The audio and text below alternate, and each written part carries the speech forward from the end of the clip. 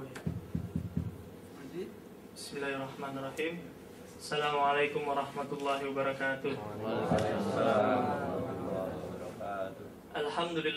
Alhamdulillahilladzi arsala rasulahu bil huda wa dinil haq liyudhhirahu 'alad dini kulli wa kafaa billahi syahida. Alhamdulillahirabbil alamin. Siang ini kita berkumpul di sini alhamdulillah dengan kondisi sehat walafiat. Alhamdulillahirabbil alamin. Untuk pertama saya bacakan biodata penceramah Ustadz ya.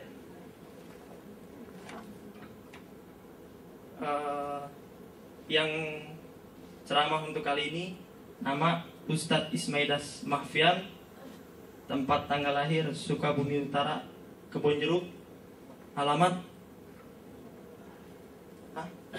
alamat oh ketukar. Iya. Tempat tanggal lahir Jakarta 18 Mei Ustaz. 18 Mei 1977. Tes.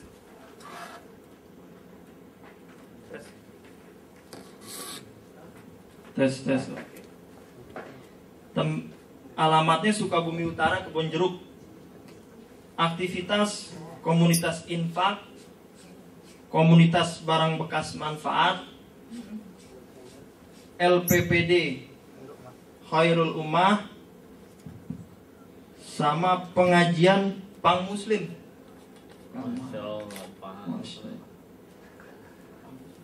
Untuk judul materi kali ini yang akan dibawakan Ustadz Ismaidas yaitu langkah ke depan alumni Ramadan generasi Robbani.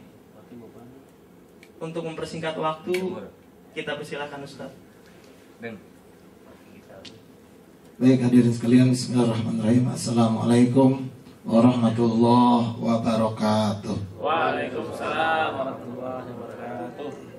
Alhamdulillahi wa kafa, salatu wassalamu ala nabiyil mustafa wa ala alihi wa sahbihi sidqi wal wafa. Allahumma salli wa sallim wa barik wa karrim wa azim ala hadzal nabiyil karim nabiyina Muhammadin sallallahu alaihi wasallam wa ala alihi wa ansari wa junudi wa man tabi'ahum bi ihsanin ila yaumiddin wa ba'd. Hadirin sekalian, segala puji bagi Allah Subhanahu wa taala yang telah mengizinkan kita kembali bertemu di sini untuk menyatukan hati, menyatukan persepsi, menyatukan langkah kaki untuk menyembah Allah satu-satunya ilah penguasa di muka bumi, untuk menghadirkan Islam ke dalam hati dan menjadikannya sebagai akhlak pribadi, lalu menyebarkannya ke seluruh penjuru negeri, penjuru ibu pertiwi. Hadirin sekalian, salawat dan salam tak lupa kita sanjungkan kehadirat Nabi besar Muhammad Sallallahu Alaihi Wasallam yang mengajarkan kepada kita untuk selalu memberi apapun kondisinya, selalu berkorban apapun resikonya, selalu mengajarkan sabar apapun yang dihadapinya, sabar dalam makna seluas-luasnya, sabar selalu aktif berjuang apapun resikonya, sabar selalu aktif bergerak apapun resikonya, sabar selalu aktif bertahan apapun resikonya. Hadirin sekalian, ini Ramadan kan injury time. Di mana-mana tim kalau udah injury time-nya nggak hati-hati kalah. Biar kata udah mau juara, kalau kemudian injury time-nya nggak serius, kalah udah. Biarpun dia tim hebat, tapi kalau di waktu injury time dia males-malesan, gagal, hancur. Skor berubah. Dan ini kita di masa saat ini di mana Ramadan kita pada masa yang dalam keadaan kritis. Itulah kenapa orang lupa bertanya apa hakikatnya sehingga kita mesti kunut di 15 terakhir Ramadan. Untuk mayoritas masyarakat Indonesia yang bermazhab Syafi'i, walaupun tidak semua mazhab Syafi'i menggunakan kunut di 15 terakhir Ramadan, dan itu menimbulkan khilafiyah. Tapi apa sih sampai khilafiyah itu terjadi, sampai bela-belain kenapa kita mesti kunut? Di antaranya yang diajarkan kepada saya adalah bahwa 15 hari terakhir Ramadan, umat Islam di saat itulah kemudian mulai hancur pertahanannya, mulai goyah pendiriannya, mulai nggak lurus lagi keistiqomahannya, mulai goyang kekuatannya. Di saat itulah kemudian kita bukan saja kemudian melupakan Ramadan, kita ngusir Ramadan pelan-pelan. Ramadan itu tamu kecintaan, tapi perginya itu gak enak gitu. Ini Ramadan masih ada, kita sibuk mikirin Lebaran, nggak cerdas gitu. Ini camat lagi makan, kita tinggalin sibuk nyambut Pak Lurah. Karena Pak Lurah mau datang, camat lagi makan, piringnya kita benahin. Kurang ajar nggak kira-kira? Maaf ya Pak ya, warungnya udah tutup. Ini kita begitu tuh.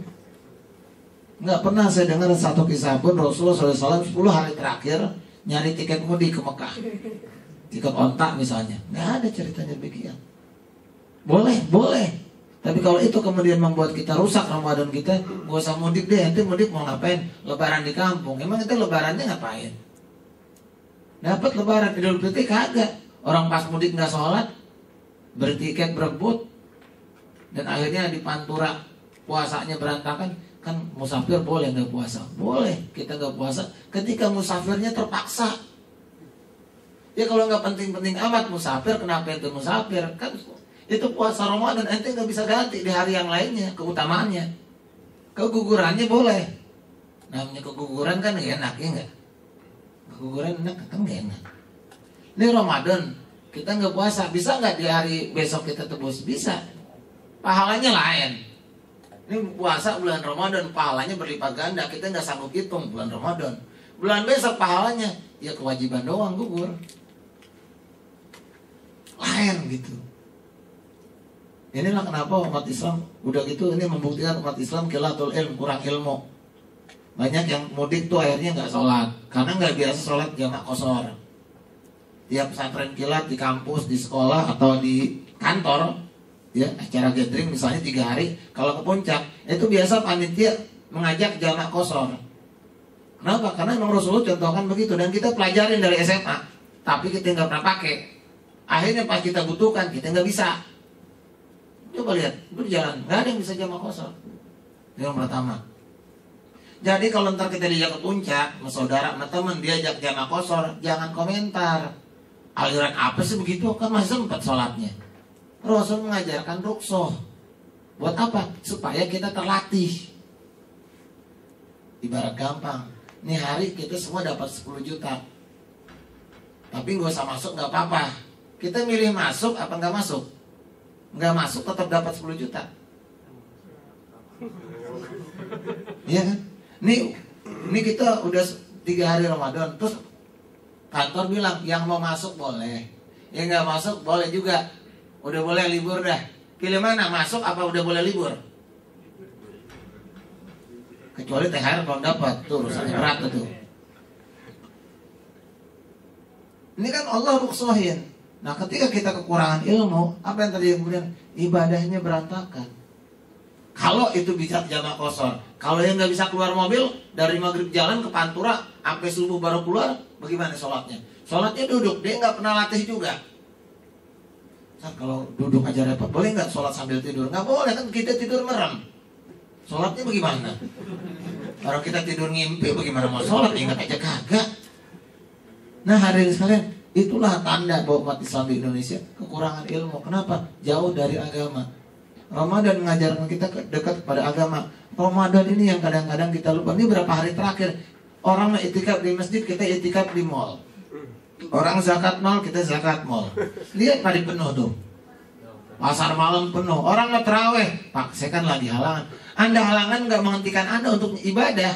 Apa zikir, apa wirid, sibuk ke pasar malam. Ya Allah, beli sepatu nyala. Akhirnya di pasar malam pahala nggak dapat, ribut mana? Namanya anak diajak pasar malam berantem, ya nggak? Yang salah siapa? Emaknya. Hari kemarin ada, kemana aja? Ini maaf ya, ini kekasih udah mau meninggal dunia. Ente malah kabur mikirin baju, sibuk nyiapin diri kawin lagi. Kira-kira pantas nggak begitu? Ini Ramadan mau pergi. Ini lebih baik pulang dari sini kita banyak ibadah tilawah. Dia Ramadannya jadi. Kalau enggak Ramadan kita gagal. Temanya tentang bagaimana alumni Ramadan ke depan. Ini berat, karena nggak semuanya jadi alumni. Kalau alumni kan lulus. Berapa orang di antara Anda yang tiap Ramadan lulus? Nih yang sekarang udah hatam sekali berapa orang? Tunjuk tangan. Nggak usah malu-malu tuh, alhamdulillah satu, ayo yang udah hatam sekali. Ini masih ada berapa hari nih? Ya kalau sederhananya masih ada sekarang, besok, dan besoknya lagi. Ya 3 hari lagi.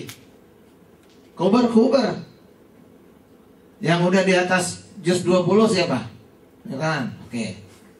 Berarti tinggal sedikit lagi. Itu kita duduk di masjid itikaf sehari 5 juz minimal. Malam aja kita duduk malam nih, habis itu kita duduk 5 juz tuh. 3 hari kelar. Apalagi kalau kita seharian tuh. Kelar 10 juz tuh sehari.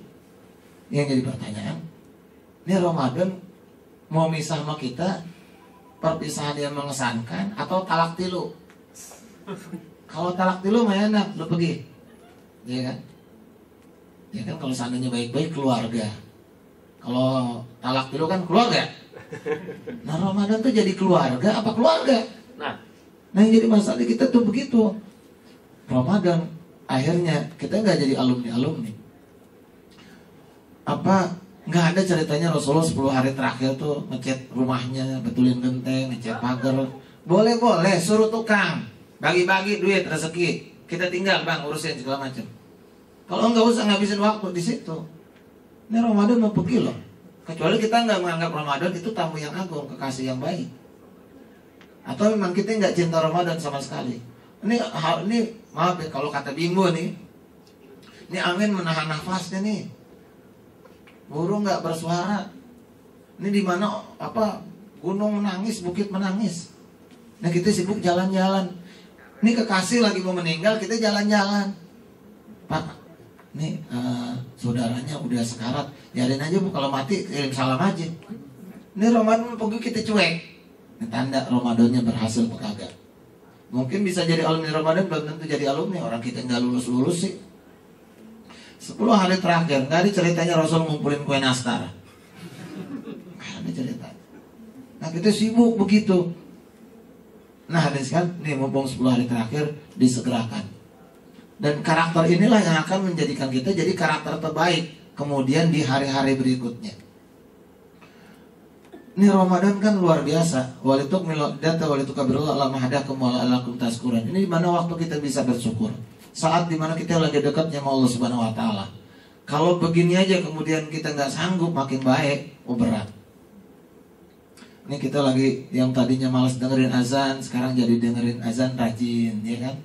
Senang dengerin azan. Ini bulan Ramadan doang, bulan lain belum tentu pak. Kita cuek. Coba sekarang nih, kita lagi tiap azan maghrib kita tunggu, bahkan kita tanya-tanya. Sampai jam 8 pagi udah nanya. Maghrib masih lama ya? Masih lama pak. Oh iya udah. Yang tadinya malas baca Quran sekarang jadi rajin baca Quran. Sampai apa baca Quran sambil nangis gitu ya. Pas tarawih karena imamnya kelamaan ya. Yang tadinya malas di masjid sekarang luar biasa. Kuat betah di masjid itikaf. Dari habis witir sampai sahur dia di masjid karena kekunci. Ya paling enggak udah ada usaha.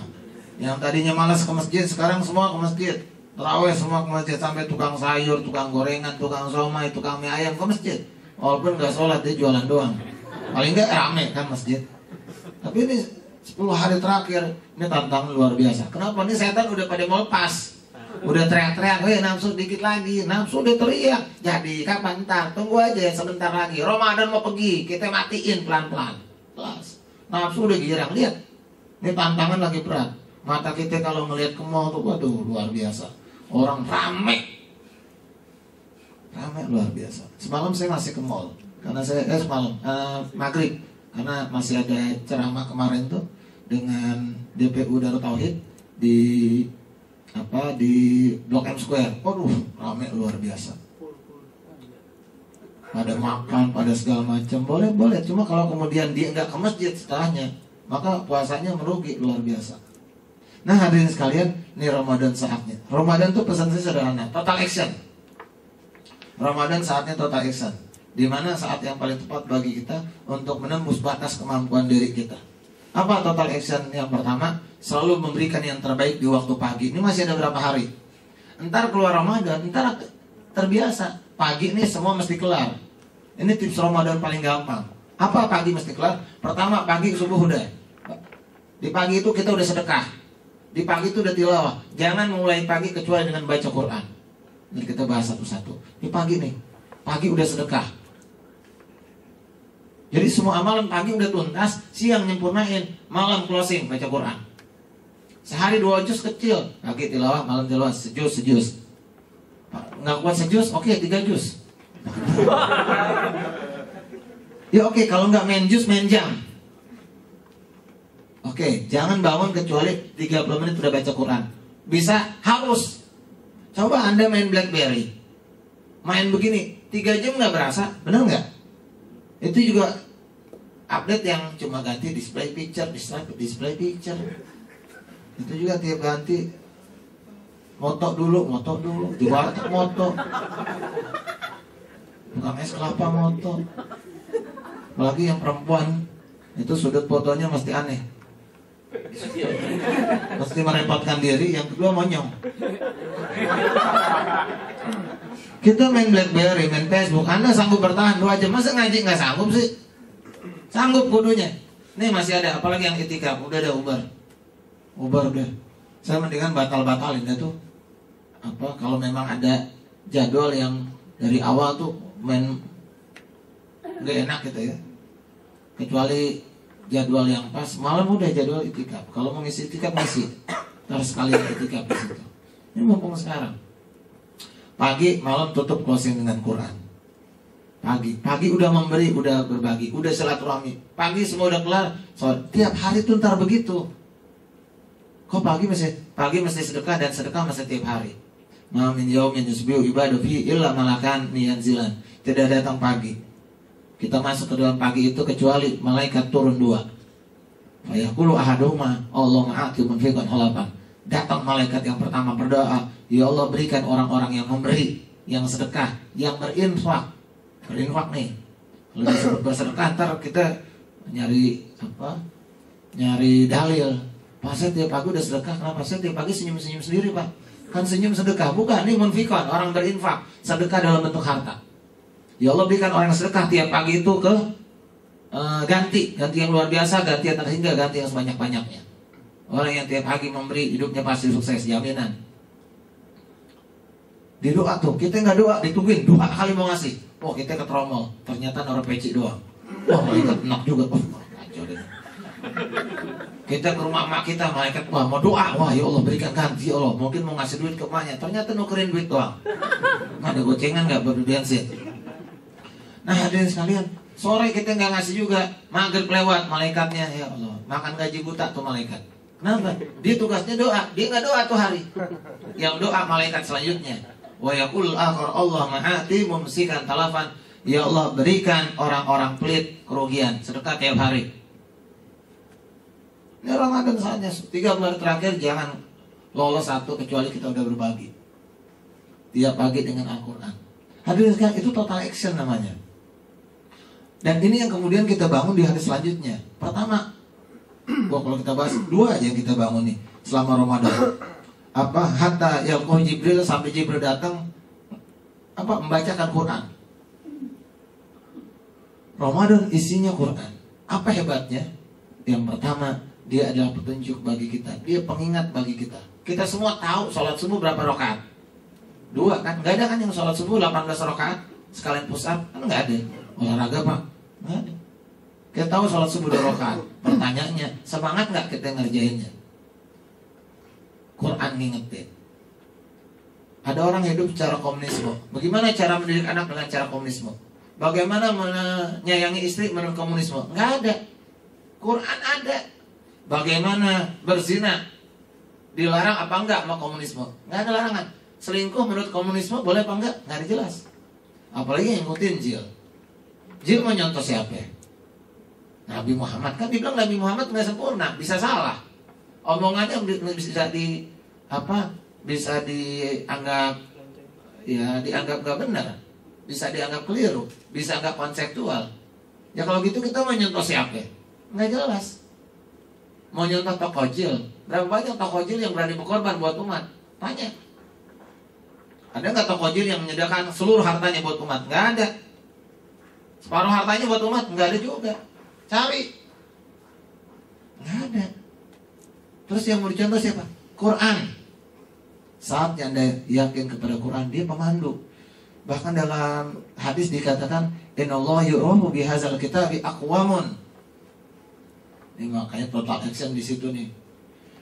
Jadikan hidup kita Qur'ani, karena itu merupakan jalan road to heaven, jalan ke surga. Sesungguhnya Allah angkat sebuah kaum dengan Quran, Allah hinakan sebuah kaum dengan Al-Quran. Bihadzal kitabi aqwamun. Yu'rafu bihadzal kitabi aqwamun wa wada'u bil Allah hancurkan sebuah kaum.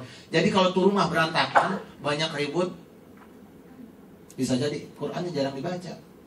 Kalau anak udah nggak hormat sama orang tua, biasa jadi nggak didik secara Qur'ani. Kalau istri udah ngelawan suami, bisa jadi nggak didik dengan secara Qur'ani. Kalau suami udah selingkuh sama bini, nggak setia sama bini, arogan, bisa jadi dia nggak ngerti nilai-nilai Qur'an. Sederhana. Jadikan Qur'an. Di dalam hadis dikatakan, nawir buyutakum bitilawatil Qur'an. Bukan cuma mengangkat mulia kita, rumah kita bercahaya dengan Quran. Orang yang biasa dipakai pengajian rumahnya, itu malam-malam kelihatan rumahnya bercahaya, karena lampunya nyala. Kalau mati lampu berarti belum bayar listrik. Tapi orang kalau seandainya rumahnya diisi dengan Al-Quran, rumahnya indah, nggak kayak kuburan. Rumah kita kuburan. Alhamdulillah Pak, rumah tangga kita Pak, itu suami sama istri sama anak nggak pernah ribut.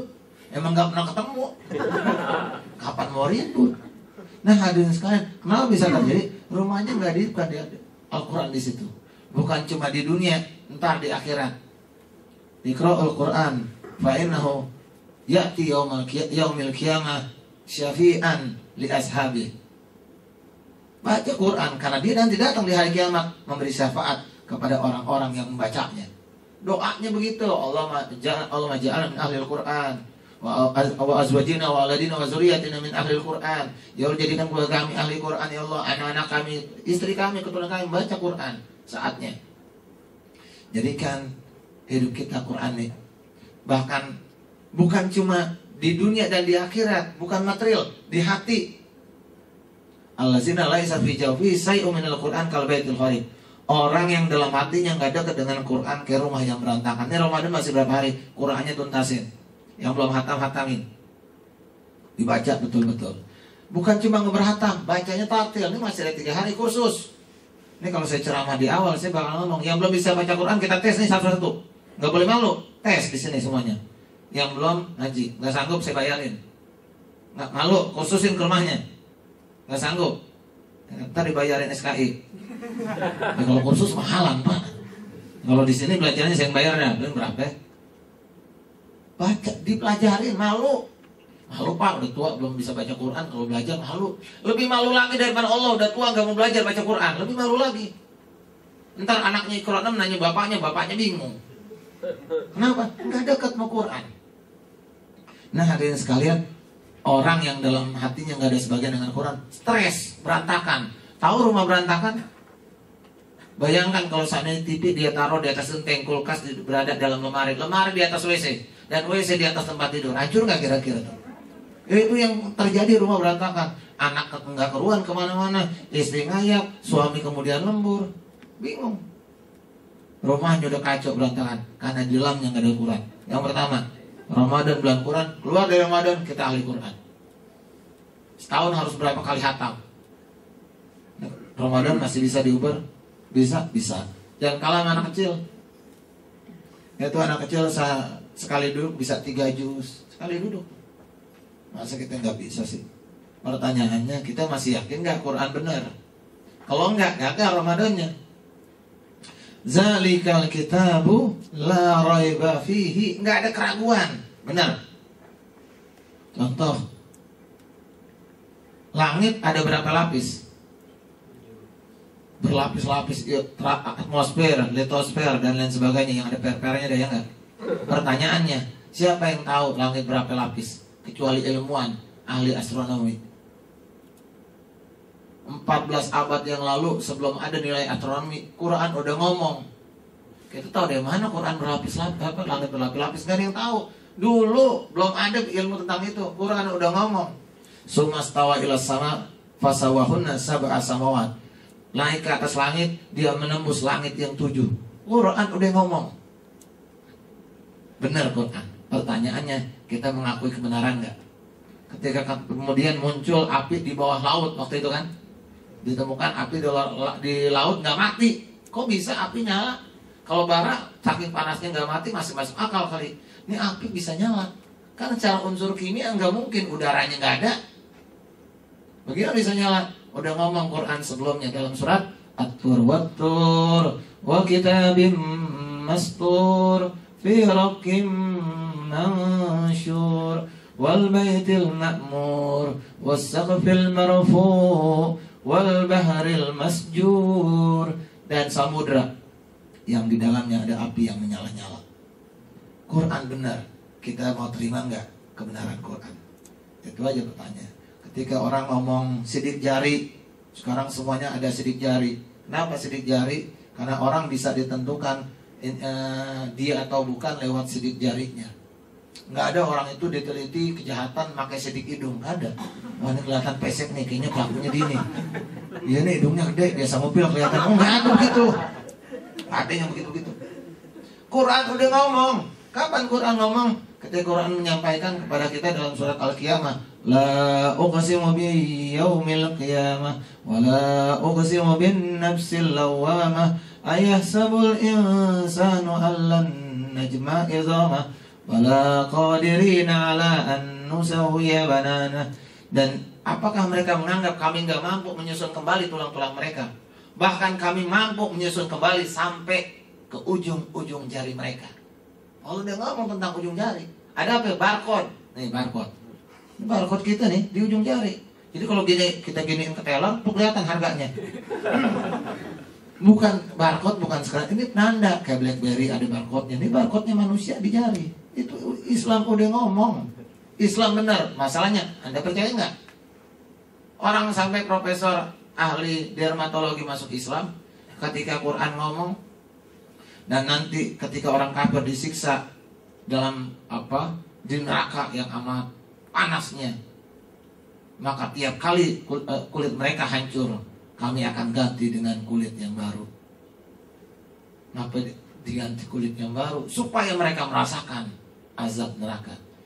Jadi kata Quran, kalau orang kulit itu mesti diganti dengan yang baru supaya siksa panas neraka itu berasa. Kenapa yang diganti kulitnya? Kenapa yang nggak dagingnya? Bukan daging berasa. Ganti badannya. Badannya hancur, kita ganti dengan badan yang baru. Kenapa yang khusus bahas masalah kulit? Profesor Thailand masuk Islam. Sebelum dia masuk Islam, 5 muridnya Islam duluan. Kenapa? Dia ketika ada pertemuan soal keilmuan, ketemu dia dengan ahli dermatologi Timur Tengah.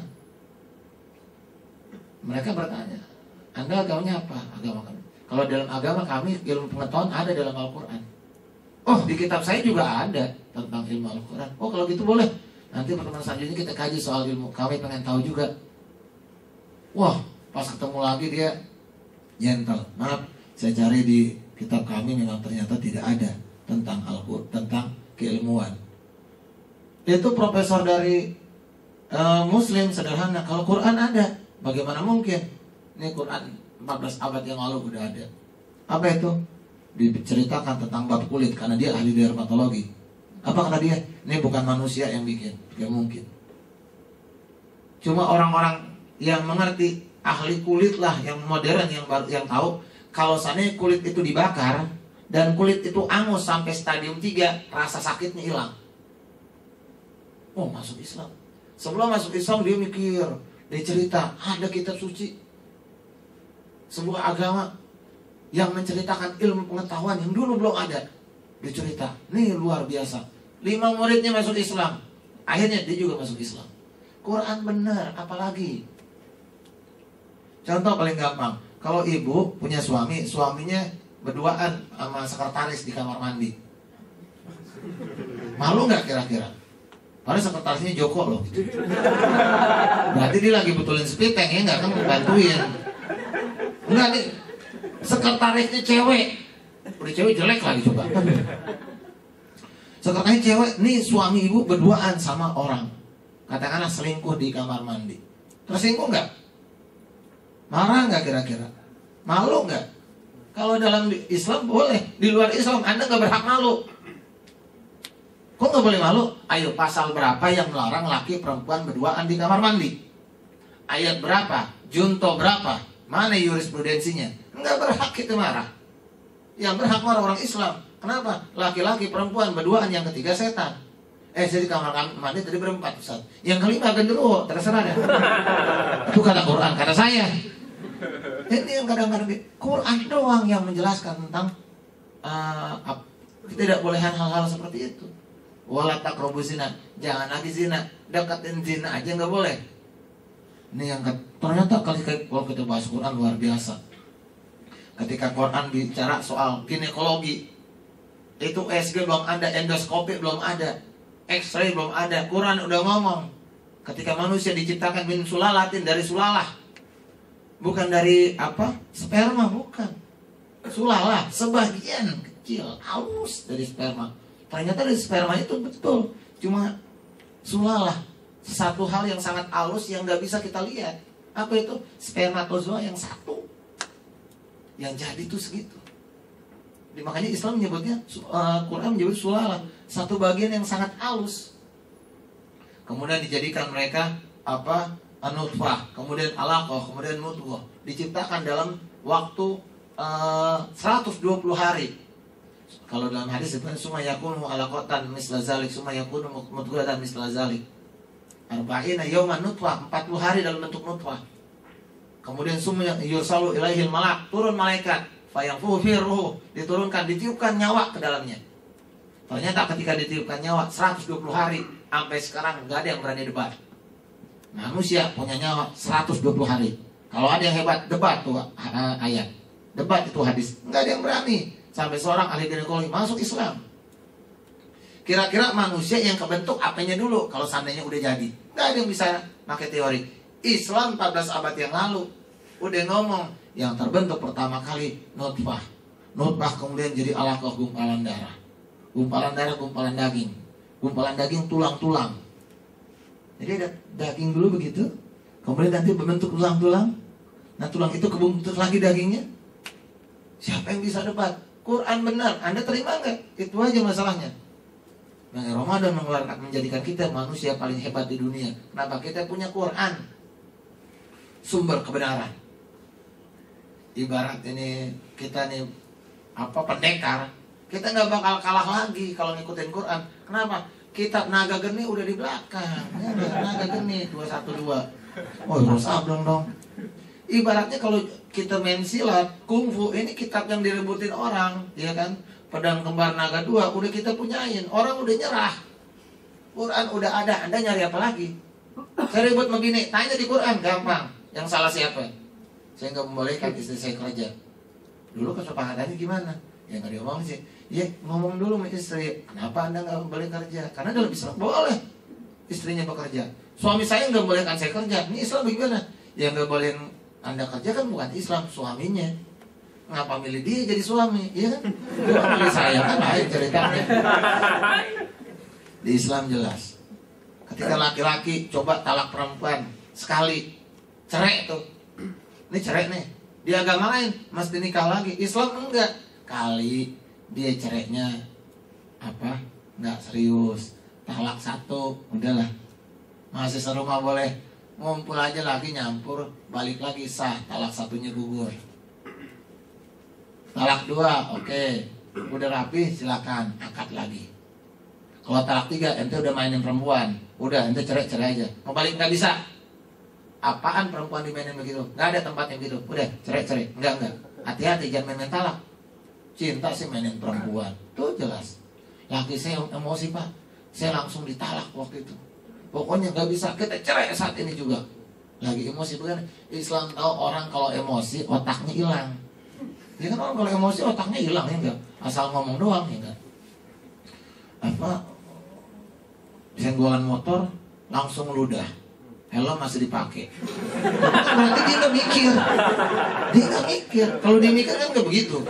Orang kalau marah otaknya hilang, udah lah nggak usah diladenin. Contoh nih, jujur, yang biasa cerewet siapa? Istri atau suami?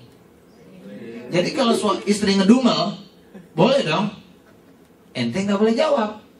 Kok nggak boleh jawab? Dia cerewet wajar. Ente nyautin nggak wajar. Emang bencong lakinya. Biarin aja rame. Ente jangan nyautin. Dasar laki brengsek. Lu yang brengsek. Lu. Udah tos. Nggak boleh nyaut dalam Islam. Jadi ketika ada masa Islam, Quran udah ada. Itu yang pertama. Nih makanya Ramadan bilang, ini 10 hari terakhir, ini 10 hari terakhir, 3 hari terakhir, atau 2 hari terakhir. Iya kan? Nah hadirin sekalian,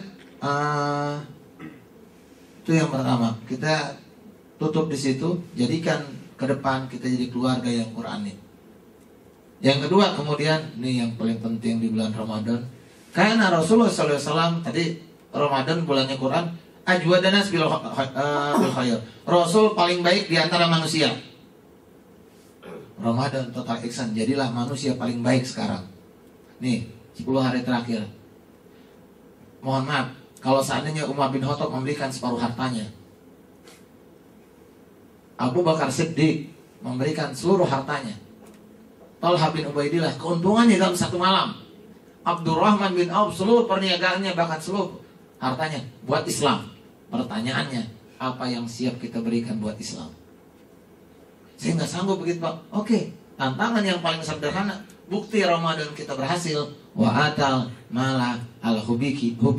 Berikan harta yang Anda cintai. Pernah melakukan? Kalau duit yang Anda cintai, kira-kira kalau 1.000-an, 2.000-an Anda cinta nggak? Hilang nggak kalau dicari? Yang kayaknya kalau hilang dicari berapa? Cari, memberi, berbagi. Ada maaf kata nih. Itu jamnya benar. Benar. Udah jam segitu aja. Oh, tadi datangnya telat ya. Tadi makan siang dulu barang. Ya kan pada buka zuhur barangkali. Itu luar biasa. Ada seorang perempuan ketika disuruh berwakaf, karena dia mengingat Aisyah itu kalau lagi ngasih itu nggak makin mikir lagi. Aisyah tuh biasa ngumpulin barang, hobinya. Ada barang dikumpulin. Ketika ada perintah sedekah itu barang dikasih semua, bukan dikoleksi. Sebab kalau dikoleksi ditanya apa manfaatnya. Koleksi emas ditanya apa manfaatnya. Aisyah nggak dikumpulin. Kalau udah ada waktunya dibagi. Sampai pembantunya ngomong, ibu itu minyak zaitun dibagi semua, kita buat makan nanti roti nggak ada. Dia kaget. Iya, kamu kenapa nggak ngomong dari awal? Ya kita udah hak orang. Itu ada perempuan kontrakan di gang kecil, suaminya baru nikah, ngasih 10 gram logam mulia, 5.100.000 diuangkan. Itu perempuan kasur aja nggak punya. Karena yang pertama kali nyuruh beli kasur saya SMS. Kalau nggak punya kasur kita transfer. Itu ketika dia berwakaf, ada anak SMA disuruh berwakaf, kalau nggak salah anak SMA atau masih nota Tigernya dikasih. Orang tuanya belum tahu tuh. Sampai orang tuanya nangis haru. Nggak nyangka anaknya luar biasa mulia. Kalau Anda ngasih SMA motor Tiger dikasih, emaknya nangis. Motor siapa lu kasih? Bentar orangnya nanyain bingung gitu ya, kita tangkap polisi. Tapi itu luar biasa. Yang menarik adalah total action. Ini kan sekarang kita ada, jadi kisahnya sederhana. Ini pengusaha, ini kisah asli pas tanggal 1 Ramadan saya ketemu orangnya. Pengusaha alat berat. Dia nggak nyarinya kalau alat berat Indonesia Komatsu ya. Ini enggak, dia langsung dari Rusia. Kantornya di Adikarya. Minta ketemu saya. Saat saya udah nggak percaya sama Ustaz. Saya dengerin dia ngomong arah kemana, kita ke rumahnya ladenin. Rumahnya tuh Patra Kuningan ya, belakang gedungnya Patra, komplek Patra Kuning. Yang rumahnya tuh rata-rata standar gedenya sama dan depannya selalu jelek. Karena rumah standar komplek di situ begitu. Kelihatan rumahnya biasa aja, tapi dalamnya luar biasa. Saya lihat ada mobil, 2 segala macam, ada motor biasa pulsar dia pakai. Pas nunggu Bentley-nya datang, tanya istrinya bawa Bentley. Bentley-nya ternyata bukan Bentley biasa, udah dimodif. Kalau dimodif, mari dah Bannya aja tuh peloknya 4 biji 800 juta bannya tuh. Belum Bentley-nya tuh. Wah, kita puyeng juga nih. Dia ngomong gitu. Saya bilang dia ngomong apa ya coba. Luar biasa ternyata. Saat saya pernah ngumpul dengan ulama-ulama, saya nggak sebut ke Anda. Dia sebutkan ulama-ulamanya. Saya kenal. Terus hubungan saya langsung dengan orang Turki. Perkumpulan dia sebutkan nama perkumpulannya, saya lupa waktu itu, perkumpulan pengusaha Turki. Dan itu mampu membangun Turki. Sekarang Forbes itu 50 besar, mayoritas pengusaha Turki. Itu mereka siap kerjasama dengan pengusaha Indonesia, dengan manusia Indonesia untuk bangkitin ekonomi Indonesia. Ulama ngumpul. Berapa pengusaha itu termasuk dia disuruh ngumpul, dia disuruh jadi sekretaris. Ngerti kan? Ulamanya ngomong tuh ulamanya di dalam hadapan para ustadz yang lain, saling dipakai sidang isbat gitu deh. Begini bagaimana membantu orang, membantu mengangkat kemuliaan, kepedulian dan lain sebagainya. Ini pengusaha bingung. Nggak di kita. Saya kalau udah rapat nggak ngomong dalil lagi. Kalau udah bikin kegiatan nih, dalil mah udah tuntas, nggak usah dibahas lagi di program kebanyakan.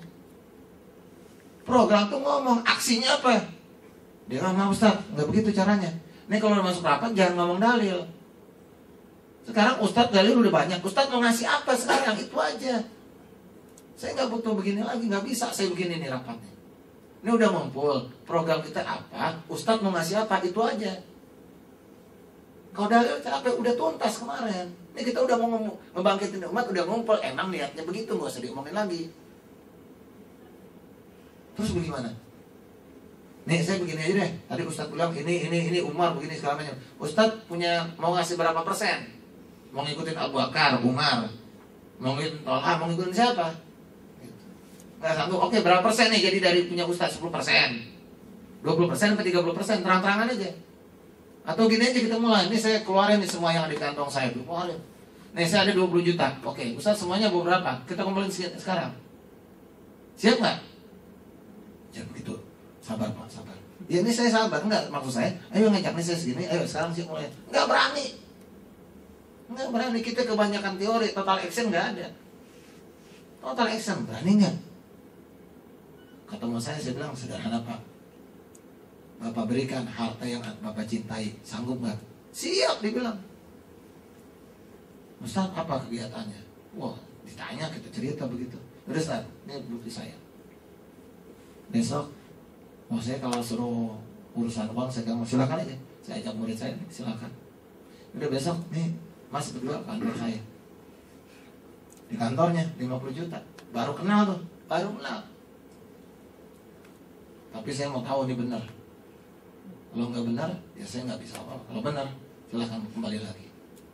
Maksudnya ada di kita kehilangan orang-orang. Nah ini yang sangat bisa direbut dari ustadz dan ulama. Apa itu? Berkorban. Sebab kalau seandainya orang kalau ngomong doang gak berani aksi, basi udah. Visi tanpa aksi mati. Dan kita berapa banyak begitu. Saya pernah ngomong di lembaga zakat yang sangat nomor 1 dianggap di Indonesia. Saya ngomong, Anda kan bukan pahlawan zakat. Anda belum jadi pahlawan zakat. Kenapa? Anda bekerja digaji, benar nggak? Benar nggak Anda bekerja digaji? Jadi Anda bekerja bukan karena zakat hebat, Anda karena digaji. Berani nggak kalau nggak digaji Anda bekerja? Pertanyaan saya. Siap. Untuk itu buktikan digaji masuk dari jam sekian sampai jam sekian. Maka setelah Anda di jam sekian, Anda kerjakan lebih baik dari itu. Anda tugasnya apa? Berikan yang lebih. Anda ada berkorban. Kalau cuma menganjalkan tugas tiap hari amanah, ya itu karena Anda digaji. Berani nggak? Diam, pada tersinggung. Ya kalau nggak ya sama juga, nggak ada pengorbanan.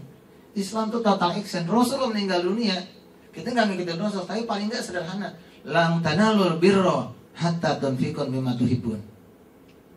Belum termasuk orang baik sebelum memberikan harta yang dicintai kepada orang-orang yang membutuhkan. Disebutkan 8 asnaf. Ramadan mengajarkan kepada kita begitu. Ini masih ada 3 hari. Anda pikirin yang Anda cintai apa? Ini kekasih mau pergi, kira-kira kenangannya sama kita apa? Sehingga layak kemudian nanti di royan kita ditunggu. Di pintu sorga di royan itu kita ditunggu. Kekasih saya, dipanggil lewat pintu royan. Mana orang-orang yang kemarin puasa? Mana orang-orang yang berkorban di bulan itu? Mana orang-orang yang menghabiskan waktunya untukku? Dipanggil pintu royan. Para shaimin masuk. Buktikan nih, kenangannya apa sehingga kita layak dipanggil. Yang sayang jam, kasih jam. Yang sayang cincin, kasih cincin. Sedekahin, mau ke masjid, mau kemana? Ntar saya nggak punya lagi cincin. Kan Allah ganti. Duit dari Allah, habis minta lagi sama Allah. Dikasih nggak? Ini bulan Ramadan, total action, doa, uduni, astajib lakum, minta aku kabulkan. Ingkana rizki fisama fa'anzilhu, wa ingkana fil ardi fa'akrizhu, wa ingkana ba'idan faqribu, wa ingkana mu'asiran fa'yasirhu, wa ingkana haraman fatahirhu. Bahkan kalau haram, bersihin ya Allah. Ya Allah, kalau rezeki di langit turunin, di bumi angkat ya Allah, jauh deketin ya Allah, susah mudahkan ya Allah. Minta Allah Subhanahu wa taala. Yakin enggak? Rezeki termasuk di langit jodoh. Jodoh jauh, minta ya Allah, kalau jauh deketin. Begitu kan? Wa in kana ba'idan faqribu. Ya Allah, kalau jauh deketin ya Allah. Yang jauh mendekat, yang dekat merapat. Kan begitu sederhana. Itu sopir kok pajak namanya. Yakin nggak nih yang perempuan? Jodoh jauh, minta sama Allah sekarang. Ini Ramadan, nggak pernah ada binaan saya sama teman saya itikaf minta jodoh kecuali dapat jodoh. Kalau ditolong sedekah lebih anjur lagi ya. Ada duit gocengan, jodoh nggak dapat ya Allah, berikan jodoh ya Allah. Itikaf kasih gocengan, Allah kasih jodoh yang harga goceng. Ya kalau mau ganteng 20.000, kalau goceng satpam. 20.000 lumayan satpol pp. Paling nggak seragamnya banyak kan. Nah hadirin sekalian, masalahnya bisnis sama sedekah itu sama. Kalau Anda takut rugi, Anda nggak pernah beruntung. Coba deh, Anda mau bisnis, takut rugi, nggak mulai deh. Ini ada yang jago main video syuting, main kamera. Kalau dia masih takut rugi, dia nggak bakal bisa ngambil untung dari sini.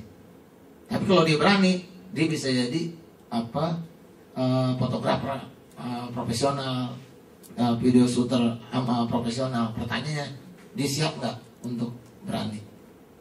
Bisnis tuh, kalau dia ragu, dia nggak bisa jadi. Mungkin dia jadi karyawan sukses, tapi dia nggak bakal pernah jadi fotografer profesional. Pertanyaannya, berani rugi nggak? Oh saya nggak ke situ. Oke, kalau nggak situ nggak masalah. Tapi kalau dia mau berdagang, takut rugi, nggak bakal jadi. Franchise aja cuma 7 juta dapat. Kalau franchise-nya apa? Es pisang hijau, nggak sampai cuma 4 juta es pisang hijau. Ya udah mulai. Waduh gimana ya? Kalau udah ngomong gimana nggak sukses. Sedekah kalau udah ngomong gimana nggak pernah sukses.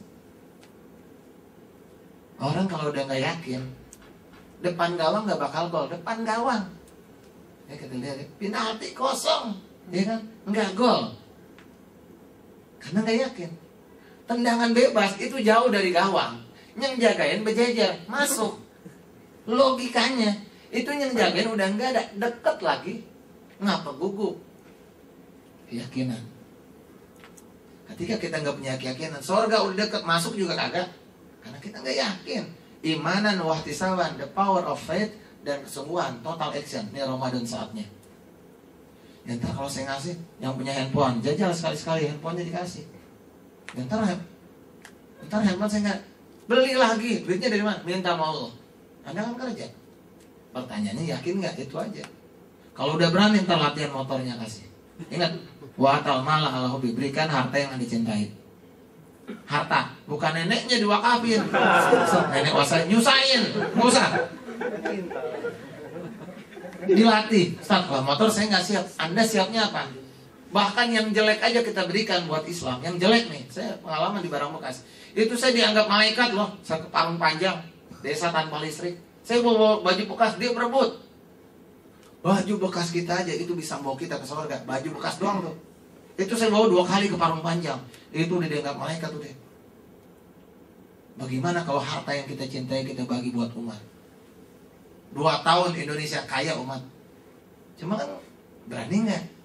Contoh yang saya ingetin, ini ustadz, bukan umum, ustadz yang udah bener, aktivis dakwah. Punya mobil 2, Alphard 1, Carry 1. Dipakai, dipinjam masjid buat ngambil barang. Yang dipinjemin mana?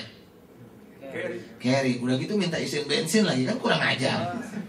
Jangan lupa ya bensinnya dipenuhin. Ada urusannya dia mau, kasih yang terbaik. Wa atal mala ala hubi, berikan harta yang dicintai. Pernah nggak dilatih? Kita nggak coba sekarang. Sekarang nanti kita coba yang lain aja. Ini 3 hari terakhir Anda tentukan, kita nggak ada yang lihat, nggak ada yang tahu. Urusan Anda, hati Anda dengan Allah Subhanahu Wa Taala. Berani nggak 3 hari terakhir Anda berikan harta yang dicintai? Zakat fitrah nggak usah dibahas. Orang kere juga nyumbang. Anak pang tuh cuma punya 4 liter beras. Ustaz, saya mau zakat fitrah bagaimana? Jangan tunggu nanti malam takbiran ada sisanya nggak? Kalau nggak ada, Anda nggak boleh.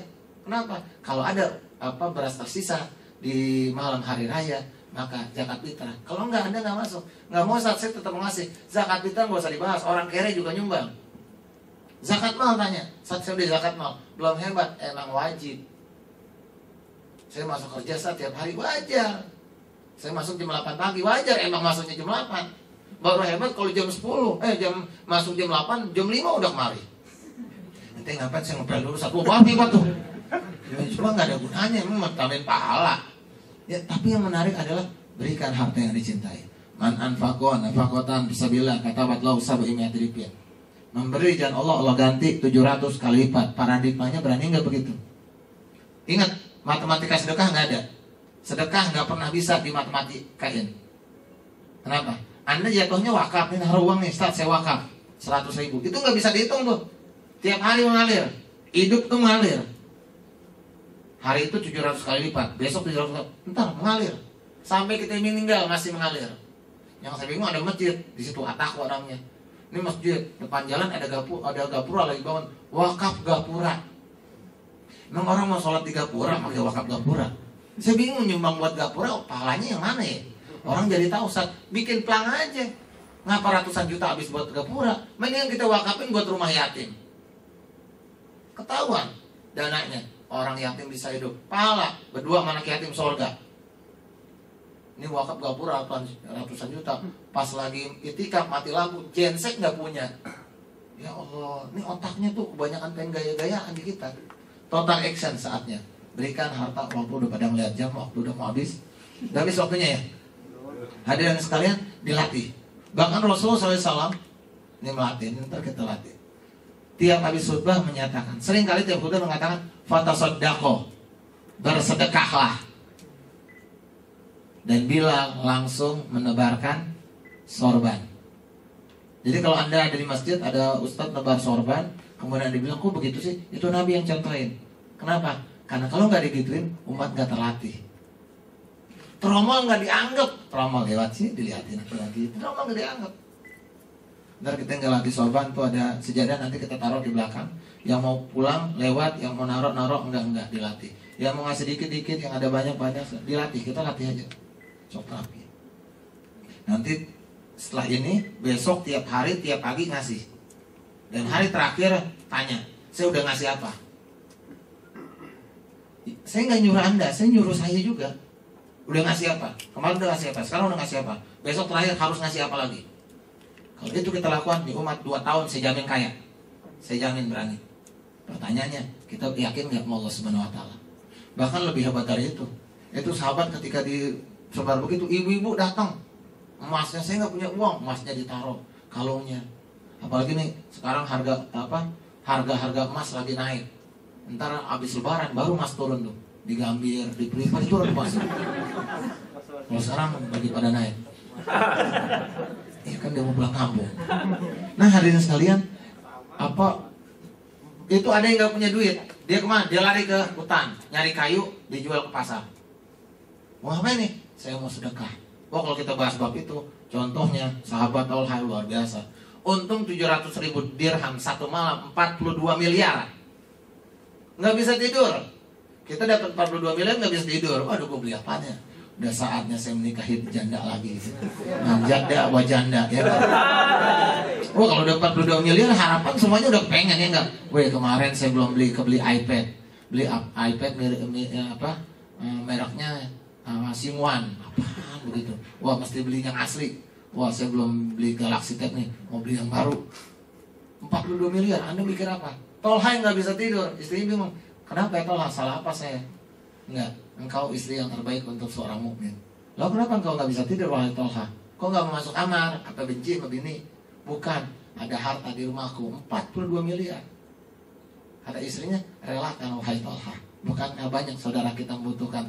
Pagi belum muncul, itu harta kebagi semua. Ngomong total action. Saya cerita terakhirnya total action yang sedekah. Doa kita nggak akan sempat bahas kan terakhir ini. Kemarin saya lari ke Parung, saya cari pesantren yang cek ketemu segala macam, ketemu pesantren yatim 50 orang. Itu tinggalnya yatimnya di gubuk. Gubuknya 2 kali kebakar. Itu ustadznya masih muda, lebih muda dari saya. Bayangkan saya lahir tahun 77, dia lebih muda dari saya. Mungkin 80 kali, tahun 80 81 gitu ya. Atau saya 77, mungkin dia lahir tahun 77,5, mungkin lebih beda kan. Itu dia masih muda. Harta dia nggak kaya. Tahu nggak? Dia mampu menghidupi 55 anak yatim. Doa Pak, 50 orang disantuni. Dia nggak ada dana. Dicari, yang penting anak yatim. Pernah 5 hari dia nggak makan, dia makan batang pisang. Yang penting anak yatim bisa makan kenyang. Itu saya kesana segala macam. Murid saya datang, relawan tuh, saya bilang dengerin. Nggak usah pakai ceramah tinggi-tinggi, dengerin orang berkorban. Kita di Jakarta berapa banyak ustadz kaya, ulama kaya, pengusaha kaya. Kita kaya, 1 anak yatim nggak sanggup kita satu nih. Pertanyaannya, seberapa tingkat keyakinan kita? Ara'aital ladzi yukadzibu biddin. Tahu nggak Anda penista agama? Fazalikal ladzi yad'ul yatim. Orang yang menghardik, nggak demen anak yatim. Wala yahudu wala ta'amil miskin, nggak bersegera, nggak nyuruh, nggak mensiarkan untuk ngasih makan anak orang yatim. Itu orang miskin mampu menghidupi 10 anak. Itu walaupun sekolah miskin, kalau dia mau ikut boleh ikut saya. Itu anak-anak yatim yang kecil-kecil itu bahasa Inggrisnya jago. Karena tiap hari pakai bahasa Inggris dan bahasa Arab. Nggak boleh pakai bahasa Indonesia. Kalau pakai bahasa Indonesia hukumannya makan cabai. Tapi nggak ditelan, bahaya. Bisa sakit perutnya. Dibuang lagi, makan buang. Jadi cuma sakit di sini ya, berasa bijinya dikeluarin, dipapak gitu. Ayo, jadi pakai bahasa Inggris. Yang belum bisa diam aja. Jawabannya ada bahasa Inggris Pak. Ditanya, apa? What's your name? Yes. Nah, makanya dia dilatih. Itu bahasa Inggris, bahasa Arab, Quran, bacaannya bagus. Dia tuh orang miskin, bisa bikin sekolah berkualitas murah dan dia dananya nggak seberapa. Di Jakarta berapa banyak orang kaya sekolah pada mahal-mahal sekolah Islam. Benar apa benar? Terpaku pada duit. Tergantung pada duit. Ada sekolah baru 600.000 sebulan masuknya. Saya tanya ada orang, berapa ya sekolah baru di Islam? 600.000 sebulan. Itu sekolah perampok. Mampu ngomong gitu. Sekolah Islam. Nah di Jakarta orang kaya banyak. Tapi yang bergerak untuk doa apa tuh? Bahkan ada ustadz yang mobilnya 2 pintu, kayak kulkas. 2 pintu 3 jendela. Itu mobil egois banget, pintu cuma 2. Itu orang lain nggak boleh naik tuh. Orangnya dia doang berdua itu. Keluarga nggak boleh numpang. Naik oplet aja sono. Itu kaya-kaya banyak. Pesantren yatim atu aja nggak punya. Pertanyaannya total action. Anda bisa punya yatim 1. Saya yakin Anda bisa. Ntar duit saya berkurang, Allah tambahin. Anda semua nih punya kemampuan nanggung yatim 1. Cari yatim di mana? Biar saya yang tanggung. Zaman Rasul nggak ada panti yatim. Kenapa tiap? Jadi anak yatim tanggung jawab tetangganya. Dan mohon maaf, nggak ada asuransi kematian buat bapak-bapak. Kenapa? Nanti anaknya bagaimana kalau meninggal? Anaknya kalau yatim, bapaknya adalah seorang muslim yang lainnya. Kalau tuh bapaknya meninggal, itu anak kita semua. Kita yang tanggung. Nggak boleh dia lapar. Kita boleh lapar, tapi anaknya nggak boleh lapar. Total action. Itu Ramadan. Nah, kalau begitu, ketika Anda jadi pemimpin, kaya umat, harus pemimpin yang baik. Contohnya Umar bin Abdul Aziz. Tapi yang teriak Umar bin Abdul Aziz itu ustadz ribuan. Yang mencontoh, wallahu alam, berapa orang? Wallahu alam. Ada sekarang banyak total action, tapi kita nggak bisa bahas semuanya karena memang waktunya singkat. Nanti kita taruh sejadah di belakang, di samping meja. Silahkan yang mau keluar dan lain sebagainya. Cukup dari saya. Kalau ada waktu silahkan, kalau dia mau nanya. Dia mau langsung pulang juga boleh, tapi izin supervisor ya. Kalau syukur matahari sambar bulannya, kalau iman di sanubari surga balasannya. Wallahul muwaffiq ila aqwamit thoriq wal hadi ila sawa'is sabil. Assalamualaikum warahmatullahi wabarakatuh. Saya jawab. Udah assalamualaikum nih. Ada yang mau nanya silahkan. Masih ada waktu. Masih.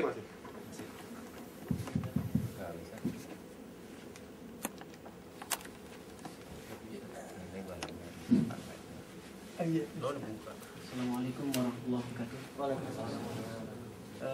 Ustaz, bagaimana bagaimana kita supaya selalu istiqomah ketika saat kita bulan Ramadan dan akhir Ramadan, Ustaz. Kadang-kadang setelah akhir Ramadan kita kebablasan gitu. Bagaimana supaya selalu istiqomah? Baik, bismillahirrahmanirrahim. Kalau ulama dulu mengingatkan pupuk iman itu ilmu. Itulah pentingnya mengkaji. Nah, kita sekarang kan Islam itu tontonan, bukan tuntunan. Kita lebih suka ngaji itu kalau yang keren-keren. Berapa banyak di TV, akhirnya kita ngaji dapat girangnya, tapi nggak dapat sarinya. Benar nggak? Anda berapa kali ikut pengajian di TV? Sering kali. Hasilnya apa saya tanya? Yang halal yang mana, yang haram yang mana, yang boleh nggak boleh apa? Untuk itu ngaji. Bagaimana ngajinya? Ya cari pengajian. Itu yang pertama. Kenapa? Supaya kita tahu ilmunya. Ya sama, kalau orang nggak tahu ilmunya repot dah, ya kan? Bab imsak aja dibingung. Wah, udah imsak. Padahal bukan udah imsak, udah peringatan imsak. Imsak tuh artinya menahan. Puasa itu maknanya imsak.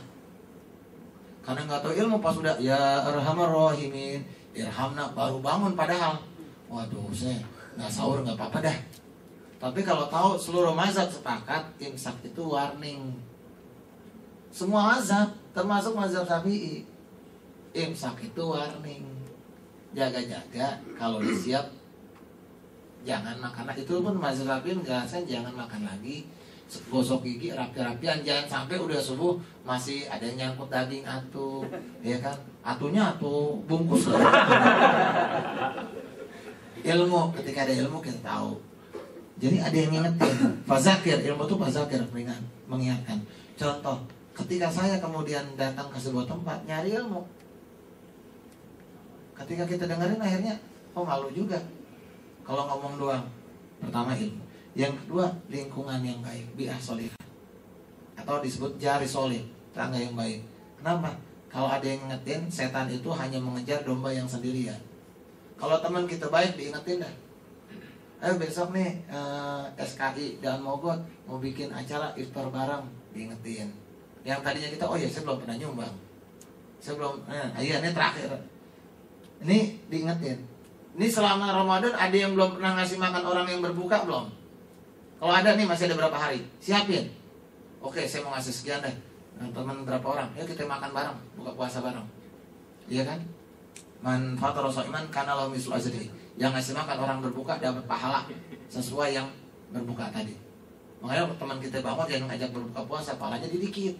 Nanti dapat juga percuma. Carinya kelihatan agak solehan biar pahalanya banyak kan. Bukan begitu juga maksudnya. Kita semangat berpuasa nanti keikhlasannya itu yang luar biasa. Nah, ada yang ngingetin. Itulah pentingnya kelompok yang baik. Yang ketiga, rajin membaca kisah-kisah.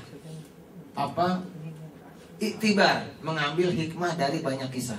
Itulah yang disebut dengan wa fi qasasihim la ayatil lil albab. Dari kisah-kisah itu terdapat petunjuk bagi orang-orang yang berpikir.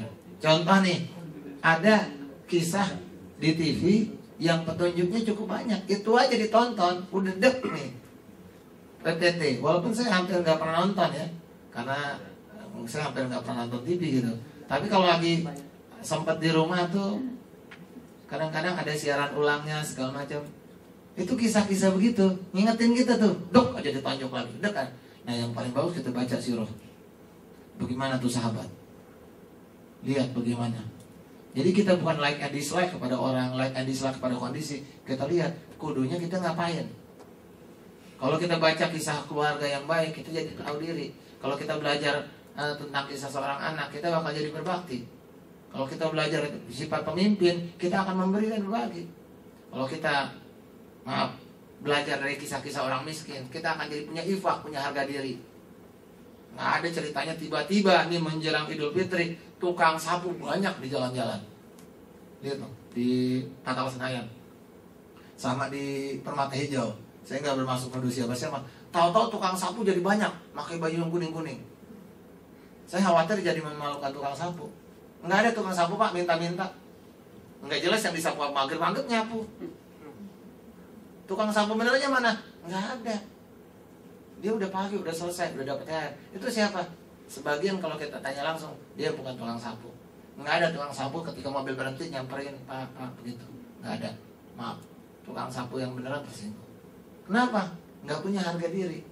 Tapi kalau orang punya kisah, punya baca kisah, dia malu. Tadi kayak kisah tadi, dia miskin, bukannya dia minta-minta, malah dia memberikan orang, santunin orang. Apa mati karena nggak punya duit? Enggak, hidup jalan terus. Nah 3 hal tadi kalau kita jalanin, mengkaji ilmu, mencarinya, lingkungan yang tetap dijaga, dan sering membaca kisah-kisah, baca buku dan lain sebagainya, ya insya Allah kita tetap terjaga. Dan banyak tips yang lainnya. Wallahu a'lam bishawab. Silakan. Untuk yang mau bertanya, Door prize udah dapat 1 ya. Lupa kita sebutin door prize, jadi ada yang nanya kan. Kalau nggak ada saya yang nanya ya, saya aja yang nanya lah. Door prize masih ada. Ini 4 door prize semua. Atau 2 aja? 2. Yang 1 udah buat Bapak. Oke, Quran buat latihan. Ayat yang paling panjang. Nggak boleh pengurus, nggak boleh jawab karena udah sering dengar kadang-kadang. Ayat yang terpanjang di dalam Al-Quran. Ayat.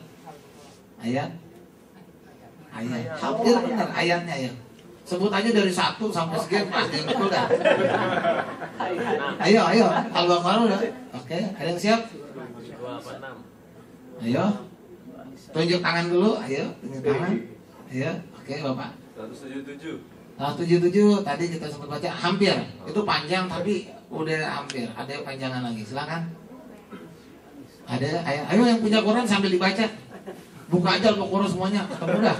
Cari yang panjangan dikit. Atau mau yang punya bebel langsung di Google. Ya, silakan yang baju merah. 255 panjang cuma hampir. Itu ayat kursi, panjangan aja. Ya, kalau kursi panjangan aja. 282. Tuh dia di Google, dia betul. Bagus, itu cerdas namanya, orang nggak dilarang nyontek sih. Dilarang baru. 282 dapat. Udah habis door prize ya? Ini boleh saya kasih nggak? Jadi itu aja. Wallahu alam. Padahal saya mau tanya, nih nggak dapat door prize tapi nggak apa-apa, nanti dapat doa dari yang hadir di sini. Doa dari malaikat. 282 udah. Tentang apa? Ini kebenaran Quran yang saya nggak singgung tadi, saya mau singgung cuma sengaja nggak disinggung. Tentang apa? Ayo. Ini yang di sini sebagian tahu nih. Ini bukti kebenaran Islam. 14 abad yang lalu belum ada ilmu akuntansi, Islam ngomong soal audit, pembuktian, kwitansi. Islam udah ngomong, iza tadayantum bidainin ila ajalin musamma faktubuh. Kalau Anda melakukan perjanjian utang, piutang dan sebagainya dalam waktu tertentu, catat. Selanjutnya dibahas hukum akuntansi. Islam udah benar, kita doang yang gak mau terima. Mana ada orang pintar akuntansi di zaman Rasul. Tuh Islam luar biasa. Wallahu a'lam bishawab. Ya karena door prize sudah habis. Alhamdulillahirrahmanirrahim. Semoga ada hikmah semua yang bisa kita petik dari khutbah siang ini. Amin insyaallah. Informasi untuk yang mau menunaikan zakat di di gerai di gedung C. Gedung C. Ya. Di sini juga ada. Baik, kalau menunaikan zakat. Yang mau di sini ini ada PKPU, udah ada disebutin dulu di situ belakang. Ada di belakang. Belakang terus gerai lagi ada, sih. Orang udah duduk masih nggak sebut. Kelihatan tuh. Untuk menutup mari kita baca lafaz hamdalah. Alhamdulillah. Doa penutup majelis. Assalamualaikum warahmatullahi wabarakatuh. Yang dapat door prize